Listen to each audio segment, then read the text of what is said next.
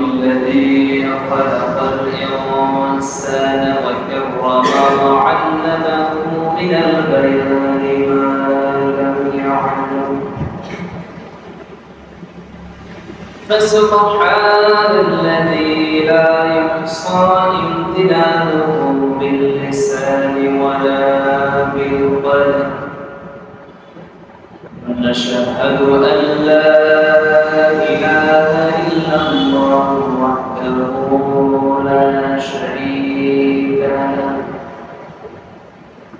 ونشهد أن سيدنا ومولانا محمدا عبده ورسوله الذي أرسله بالحق بشيرا ونذيرا وداعيا إلى الله بإذنه وسراجا وقمرا منيرا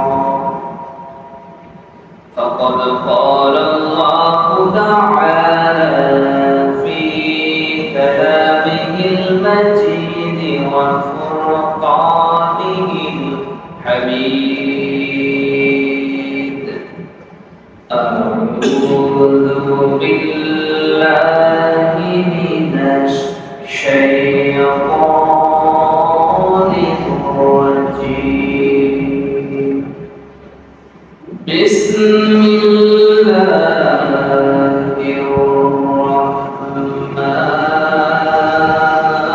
الرحمن الرحيم إن الله وملائكته يصلون على النبي يا أيها الذين آمنوا صلوا عليه وسلموا تسليما اللهم صل على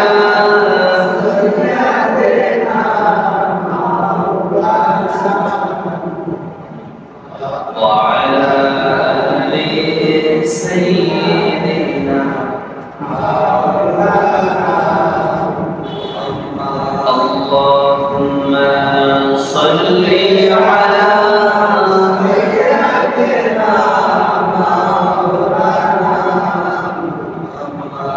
وعلى آل سيدنا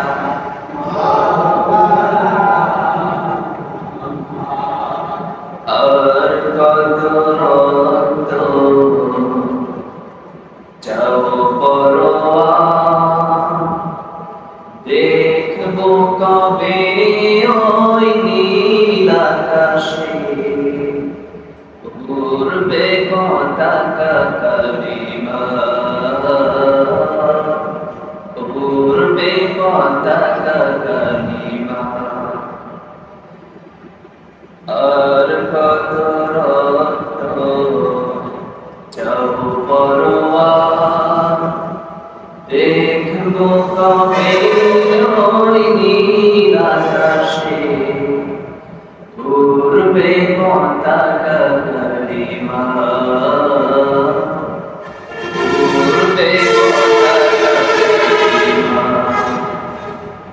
দিয়েছে বিধিয়ে কত ভয়ের জীবন কত মাহারানতা বুকের ঘর তাদের জীবনের স্বপ্নগুলো কবুল করো এবার আর কত রক্ত যাও পরোয়ার দেখবো কবে ওই নীল আকাশে উড়বে পতাকা কালিমা উড়বে পতাকা কালিমা চাই না দুনিয়ার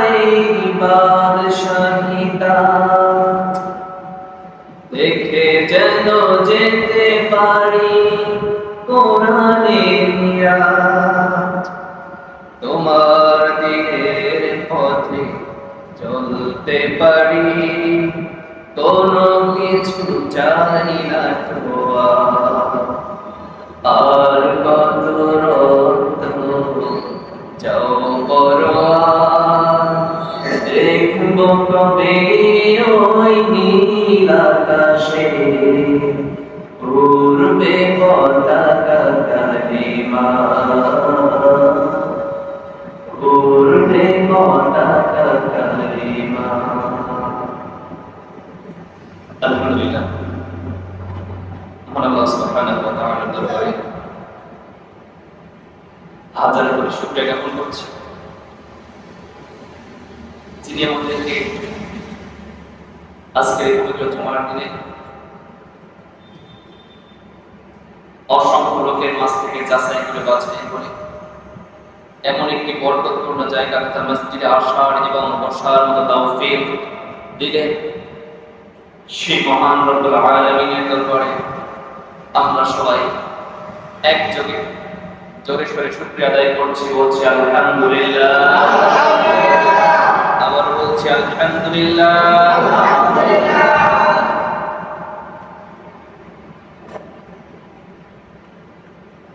সম্মানিত হাজিরিন, আল্লাহ সুবহানাহু ওয়া তাআলা আমাদের মতো কিছু নগণ্য বান্দাদেরকে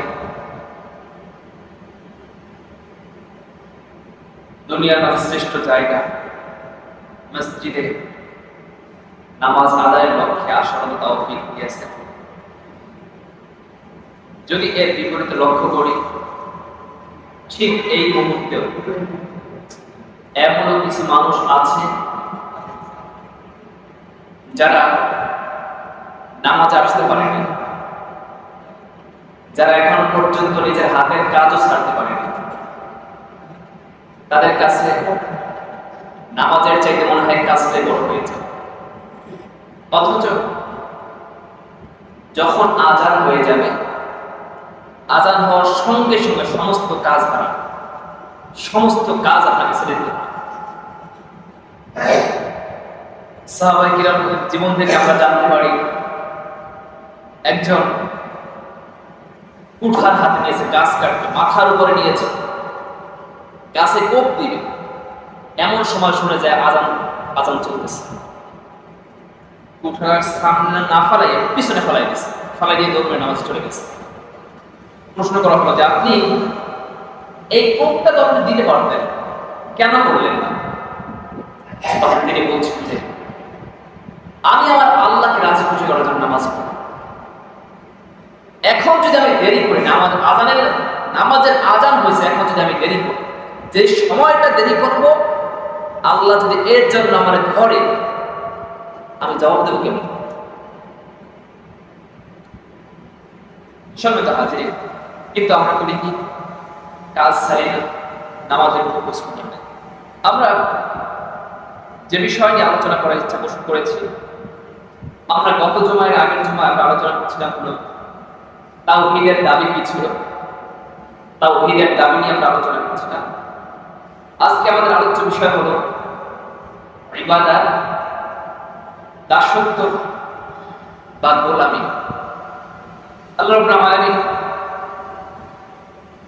পবিত্র কোরআন যদি আমরা প্রত্যেকটা পৃষ্ঠা আমরা উল্টাতে থাকি, একটার পর একটা পৃষ্ঠা আমরা উল্টাতে থাকি, আমরা দেখতে পাবো প্রত্যেকটা পৃষ্ঠায় এই কথাই লেখা আছে যে তোমরা দুনিয়ার অন্য কারো ইবাদত না, অন্য কারো গোলামি না, একমাত্র গোলামি করবে কার? আল্লাহর। এই কথাই লেখা আছে। সমস্ত নবী রাসূল তারাও এই কথাই বলছেন। কিন্তু বর্তমান সময়ে দেখা যায় একটা ভিন্ন জিনিস, কিছু মানুষ আল্লাহর দিকে ডাকে, আল্লাহর নবীর দিকে ডাকে, নামাজের দিকে ডাকে, কোরআনের দিকে ডাকে। আবার ঠিক তেমনি তার বিপরীতে যদি আমরা লক্ষ্য করি, এমন কিছু মানুষ আছে যারা আল্লাহর দিকে না, রাসূলের দিকে না, কোরআনের দিকে না, হাদিসের দিকে না, তাদের বাপ দাদা 14 পুরুষের দিকে ডাকে। এমন মানুষ আছে। সরল পথ, সেই পথ যেই পথ আল্লাহ তাআলা বলছেন ইহদিনাস সিরাতাল মুস্তাকিম, যেটা আমরা সূরা নামাজের ভিতরে সূরা ফাতিহায় পড়ি। যেই পথ কোরআন সুন্নাহ মোতাবেক পথ, সেই পথ হলো সরল পথ। কিন্তু আজকে আমরা সেই পথে না যাইয়া এমন পথে দৌড়াই যেই পথে গেলে জান্নাত তো দূরের কথা, জাহান্নাম হইতে অবস্থা, মানে জাহান্নাম তো অবশ্যই আছে। এজন্য দুনিয়ার কোনো মানুষকে আমরা অনুসরণ করবো না। দুনিয়ার মানুষকে কি বলবো সেটা দেখার বিষয় না।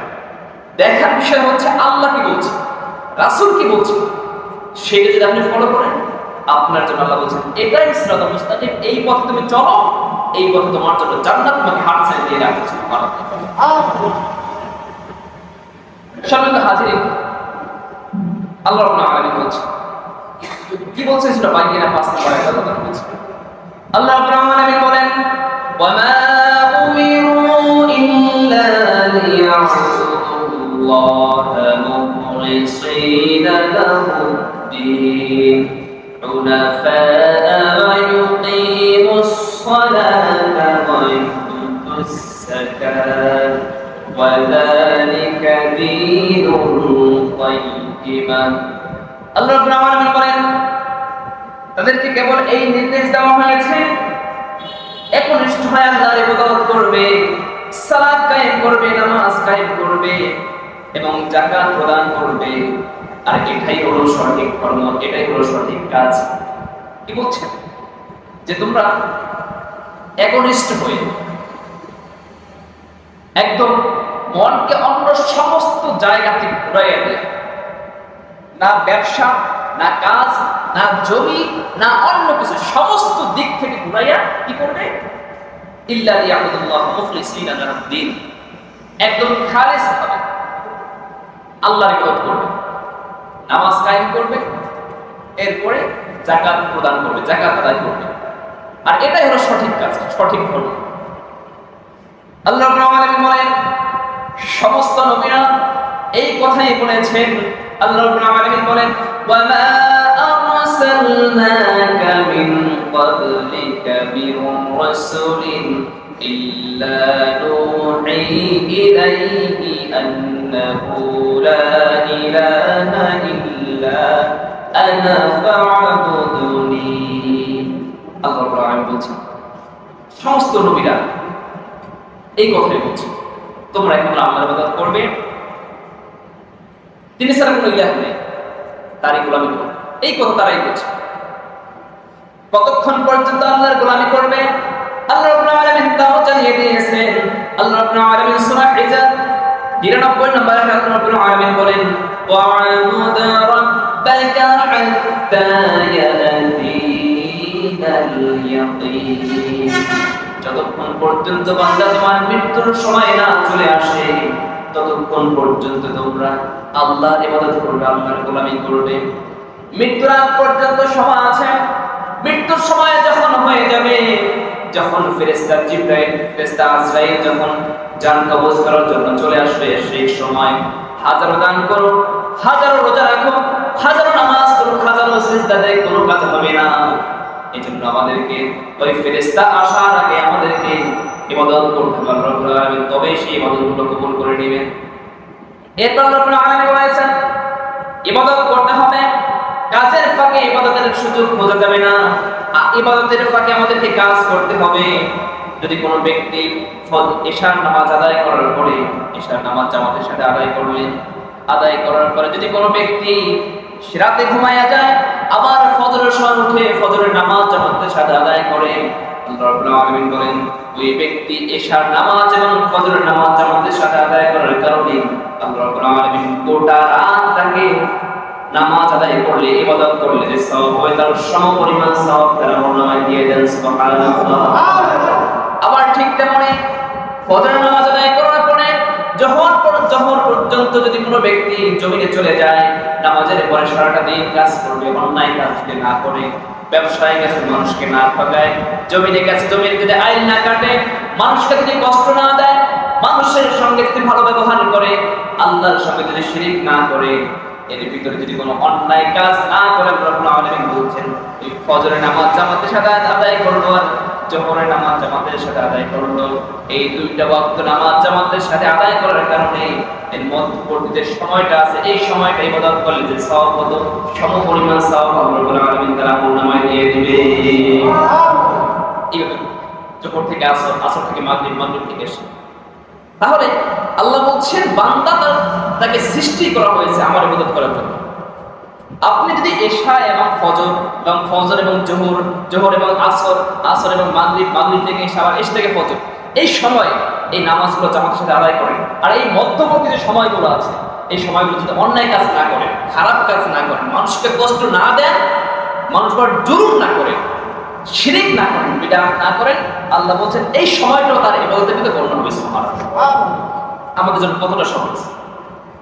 কিন্তু আমরা যখন মসজিদে চলে আসি নামাজ পড়ি, নামাজ থেকে বাহির হওয়ার আগেই শুরু করেছে অন্যের বিপদ, অন্যের দোষ, এমন অবস্থা। চার দোকানগুলো তো আছে, আপনি বসবেন একটা পর একটা ফতোয়ার পরে ফতোয়া, ফতোয়ার পরে ফতোয়া, এমন এমন ফতোয়া দেয় যে ফতোয়াগুলো হুজুরও দিতে পারে না। সম্মানিত হাজিরিন, এজন্য আল্লাহর ইবাদত করতে হবে। আল্লাহ বলছেন কতক্ষণ, যতক্ষণ মৃত্যুর গড়গড়া চলে না আসে ততক্ষণ পর্যন্ত ইবাদত করা আল্লাহর ইবাদত করবে। তবে হ্যাঁ, যদি কোনো ব্যক্তি এই দুনিয়ার বুকে কোনো মানুষের উপর জুলুম করে, কাউকে যদি কোনো ব্যক্তি জুলুম করে, কারো উপর যদি কেউ অত্যাচার করে, আল্লাহ রাব্বুল আলামিন বলছেন সেই জুলুমগুলোকে কাল কিয়ামতের ময়দানে আয-যুলমু যুলমাতু ইয়াওমাল কিয়ামা, কিয়ামতের ময়দানে এই জুলুমগুলো তার জন্য অন্ধকার হয়ে যাবে, অন্ধকার হয়ে যাবে, কিছুই দেখতে পাবে না, জাহান্নামে তাকে চলে যেতে হবে। আপনি যদি কারো উপর জুলুম করেন, সেই মানুষটা যদি আপনাকে ক্ষমা না করে, আল্লাহ আপনাকে ক্ষমা করবে না। ভালো করে বুঝুন, আপনি একজনের উপর জুলুম করছেন, মারছেন, কিন্তু আপনি নামাজ পড়েন, রোজা রাখেন, হজ করেন, যাকাত দেন, সব করেন, কিন্তু সেই ব্যক্তি যারা আপনি জুলুম করছেন সে আপনারা ক্ষমা করেন, আল্লাহ বলছেন ওই ব্যক্তিকে কখনো আল্লাহ ক্ষমা করবে না, কোনদিন ক্ষমা করবে না। আল্লাহ ক্ষমা করতে পারে যদি আল্লাহকে, যদি কোনো ব্যক্তি যদি হয়তো দুই ওয়াক্ত নামাজ ছুটে গেছে, অথবা কিছু ইবাদত আছে যেগুলো আল্লাহর সাথে সংযুক্ত, আল্লাহর কিছু ইবাদত ছুটে গেছে, আল্লাহ চাইলে তারা ক্ষমা করতে পারে। কিন্তু জুলুম যদি কোনো ব্যক্তি করে, এটা আল্লাহ তারা কখনো ক্ষমা করবে না, ততক্ষণ পর্যন্ত যতক্ষণ যার উপর জুলুম করা হয়েছে সে যদি ক্ষমা না করে। এরপরে দেখেন, যদি কোনো ব্যক্তি ঋণ অবস্থায় মারা যায়, টাকা ধার করছে, সেই অবস্থায় মারা যায়, টাকা নিয়ে ঘুরায়, সেই অবস্থায় মারা যায়, আল্লাহ তাআলা তাকে ক্ষমা করবে না যতক্ষণ তাকে ক্ষমা, ওই যার কাছ থেকে যে তার কাছে যে টাকা পাবে, তার কাছে যে ঋণ, সেই ব্যক্তি যতক্ষণ ক্ষমা না করবে আল্লাহ তারও ক্ষমা করবে না।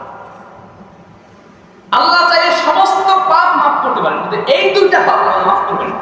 সোজা কথা, আল্লাহ করবেন না, কারণ এই দুইটা সরাসরি বান্দার সাথে হবে। হক হলো দুইটা, একটা হলো হাক্কুল্লাহ আর একটা হাক্কুল ইবাদ, বান্দার হক এবং আল্লাহর হক। এখানে বান্দার হক, আল্লাহর হক আল্লাহ চাইলে মাফ করতে পারে, কিন্তু বান্দার হক যেটা, ওটা বান্দা যতক্ষণ, মানুষ যতক্ষণ ক্ষমা না করবে আল্লাহ ততক্ষণ ক্ষমা করবে না। তাহলে দেখেন, যেই মানুষগুলো দুনিয়ার বুকে ক্ষমতা পায় মানুষ মারে, তাদের অবস্থা কি হবে কাল কিয়ামতের দিনে।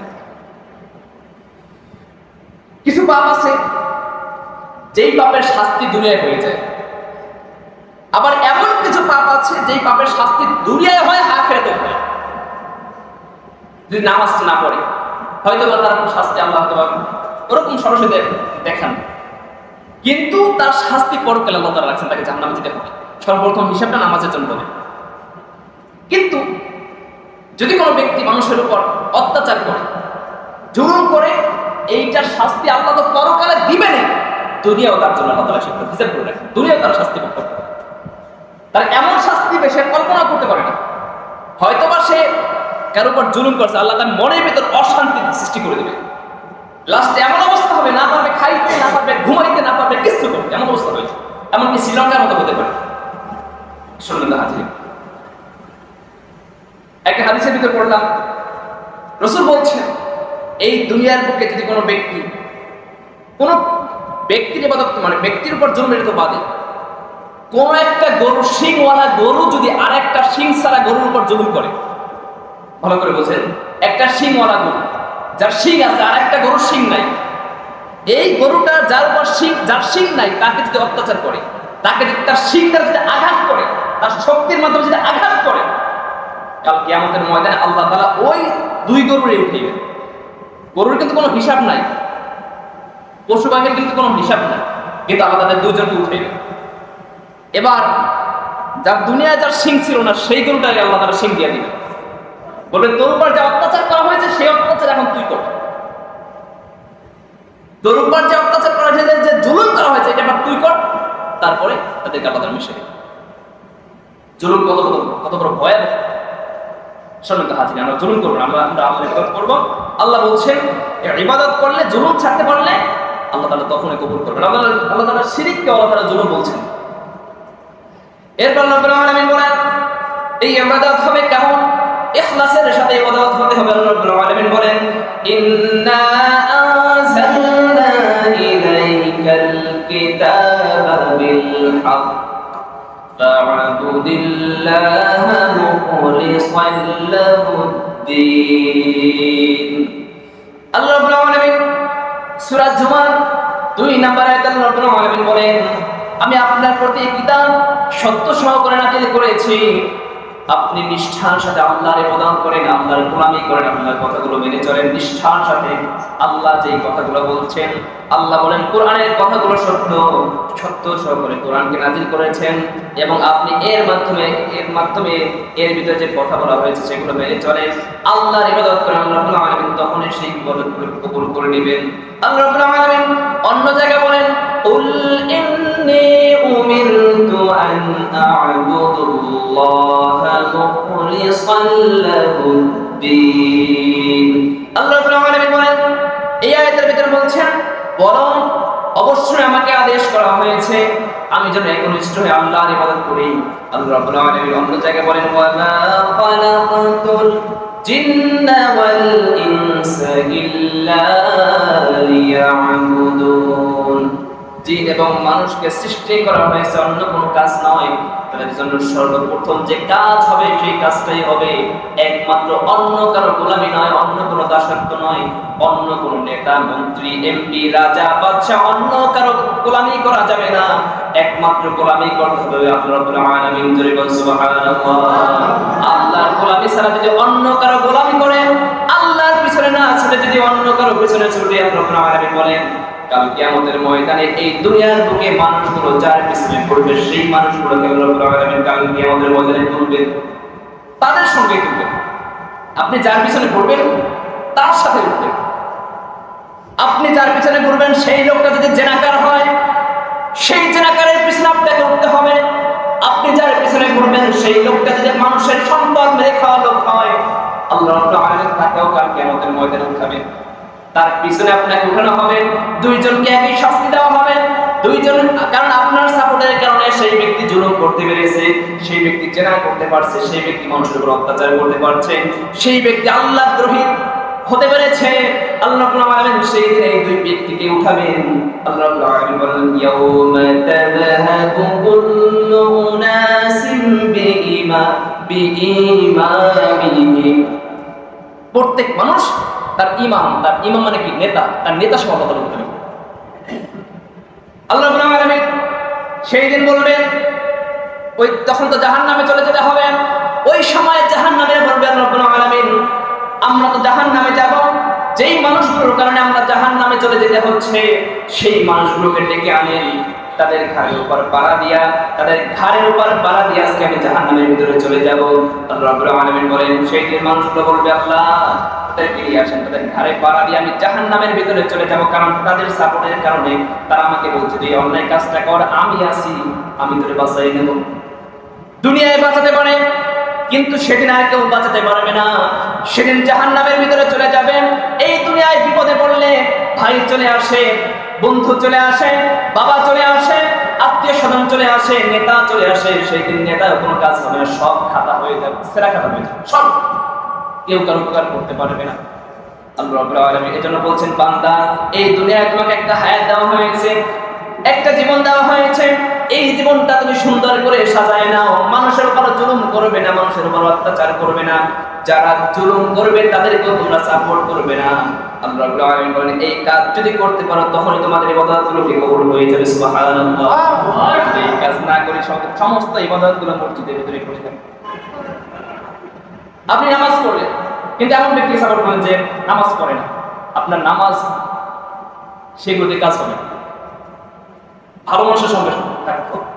আল্লাহ বলছেন ওয়াকুনু মা'আস সাদিকিন, তোমরা সত্যবাদী যারা, ভালো যারা, নেককার যারা, তাদের সঙ্গে থাকো। আপনি যদি খারাপ মানুষের সঙ্গে চলেন সে আপনাকে খারাপ পথে নিয়ে যাবে, আপনি যদি ভালো মানুষের সঙ্গে চলেন সে আপনাকে ভালো পথে নিতে পারুক আর না পারুক, অন্তত খারাপ পথে আপনাকে রাখবে না। শুনুন তো হাজির, আপনি যদি আতরের কাছে যান শরীর থেকে আতরে গন্ধ আসবে, এর আপনি যদি বাথরুমে যান, টয়লেটে যান, তাহলে ওই গন্ধ আসবে। আল্লাহ মানুষকে মেধা দিয়েছেন, মেধা, বিবেক দিয়েছেন। এই যে জিনিসটার কারণে আল্লাহ তাআলা মানুষের বিচার করবে, গরুর বিচার করবে না। আপনি গরু, আপনি মানুষ, সৃষ্টির সেরা জীব, আপনি মানুষ। আপনাকে আল্লাহ তাআলা সেরা বানাইছে কেন? আপনার মেধা, এই কর্মের স্বাধীনতা যেটা গরু ছাগলে দেয় নাই, অন্য কোনো প্রাণীর দেয় নাই, আপনারা দিচ্ছে। এই কারণে আল্লাহ বিচার করবে। আকালমান ইশারা বাক্স, যারা সচেতন ব্যক্তি তাদের জন্য ইশারা যথেষ্ট। ইশারা অনেক কিছু বুঝে নিতে হয়, সব কথা বলা যায় না। শুনতে হাজির, আল্লাহ তোমার সকলকে জুলুম মুক্ত হওয়া, জালেমের বিপক্ষে যাওয়া এবং ভালো মানুষের সঙ্গে হওয়া, খারাপ মানুষকে ত্যাগ করা, এইভাবে করে আল্লাহর ইবাদত করা, দাসত্ব করা, আল্লাহর সমস্ত হুকুমগুলোকে মেনে চলার তৌফিক আমাদের সকলকে দান করুন। আমিন।